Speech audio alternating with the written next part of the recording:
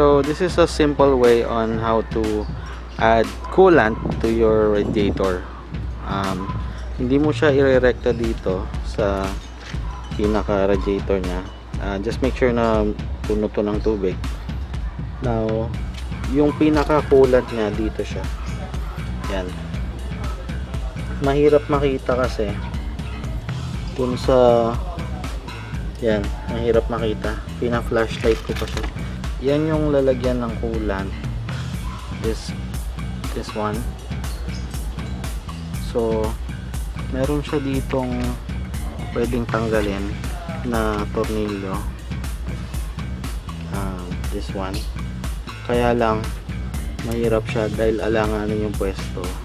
Hindi ko siya matanggal. So gagawin ko na lang is to use an embudo. Yan. And make sure na I use the coolant na para dun sa kotse mismo. So since this is a Honda Brio Amaze, it uses the color green na coolant. Yung available sa mga gas stations kasi color blue. So I preferred na Honda brand ang bilhin ko. Available siya sa Shopee and Lazada. Nasa 688 yata bili ko dito. So our task is to at least ma-half natin yung container niya. Hindi kasi makita kahit flashlightan. So tansyahan na lang to. Sisilipin na lang natin dito sa loob. Kita naman yung liquid kung hanggang saan. So at least half. Kasi ang max nito is yung half ng container.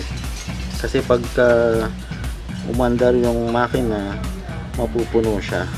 So while it's cooled off, just make sure na half siya.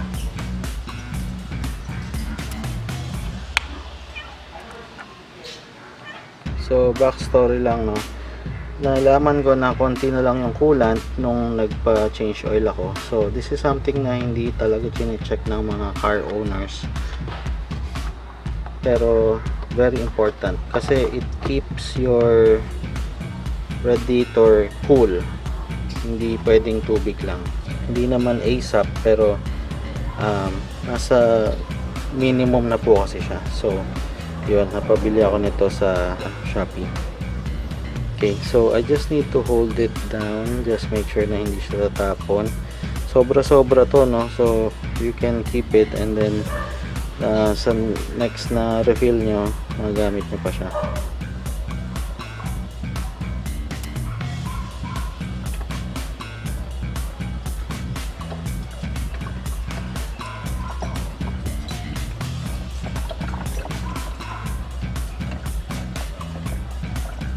So tansyahan na lang since di natin talaga makita.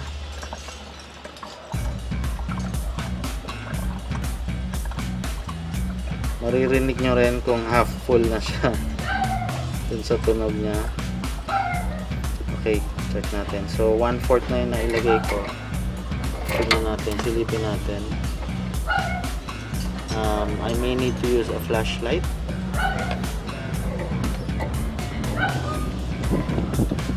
Yun, kita naman kung half na siya. So wala pa sa half, dagdagan pa natin.